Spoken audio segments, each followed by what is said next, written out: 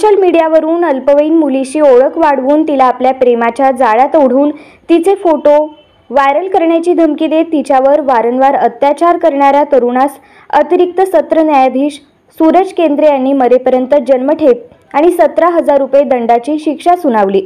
तसेच पीडितेला पळवून नेण्यासाठी मदत करणाऱ्याला देखील न्यायालयाने 3 वर्षे सशक्त कारावास व 4,000 रुपये दंडाची शिक्षा सुनावली। रोहित उर्फ रोहन मारुती बनसोडे, वय 24 वर्षे, राहणार बापूजी नगर, जय भारत शाळा, स्टॉलर हाऊस झोपडपट्टी, अलकुंडे चौक, सोलापूर असे मरेपर्यंत जन्मठेपेची शिक्षा झालेल्या आरोपीचे नाव आहे। तर रोहित याचा साथीदार सुमित शशिकांत काटकर, वय 19 वर्षे, राहणार राजस्व नगर, विजापूर रोड, सोलापूर यास देखील न्यायालयाने 3 वर्षे सशक्त कारावासाची शिक्षा सुनावली आहे। यातील पीडित अल्पवयीन मुलगी ही सन 2020 मध्ये कॉलेजमध्ये शिकत असताना एका ठिकाणी शिकवणीसाठी जात होती। त्यावेळी तिच्या एका मैत्रिणीने तिला मोबाईलवरील इंस्टाग्राम या सोशल मीडिया ॲपवर तिचे अकाउंट काढून दिले। पीडिता ही इंस्टाग्राम ॲप वापरत असताना रोहित बनसोडे यांनी पीडितेशी इंस्टाग्रामवर ओळख वाढवून तिला आपल्या प्रेमाच्या जाळ्यात ओढले। त्यानंतर पीडिता व रोहित हे दोघे एका ठिकाणी भेटल्यानंतर रोहितने पीडितेला त्याच्या आईला भेटायला जाऊ असे सांगून त्याच्या दुचाकीवरून हैदराबाद रोडवरील एका लॉजवर नेले।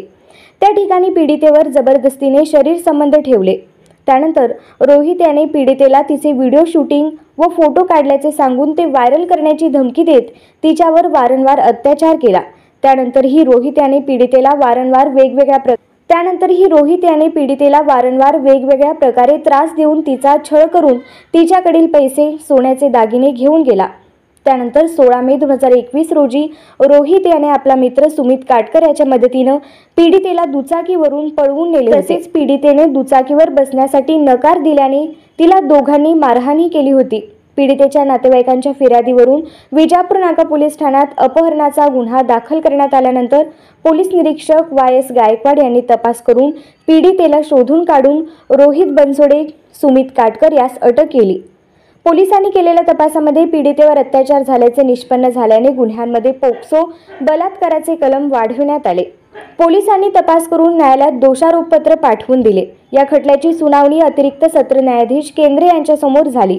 या खटल्यात सरकार पक्षातर्फे 15 साक्षीदार तपासण्यात आले। यामध्ये आरोपींनी पीडितेवर फक्त शारीरिक अत्याचार केले नाही तर अनेक वेळा मारहाण करून तिला भावनिक ब्लॅकमेल केल्याचे सरकारी पक्षाने सिद्ध केले।